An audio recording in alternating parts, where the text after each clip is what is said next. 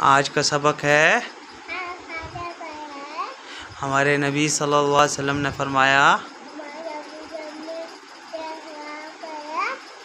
कि मुसलमान को गाली देना बेदीनी है और उसको कत्ल करना कुफर है। तो आज से हम किसी को गाली नहीं देंगे। अल्लाह नाराज होता है। हाँ, कोई गाली देगा तो उसको तो उसको मना कर देंगे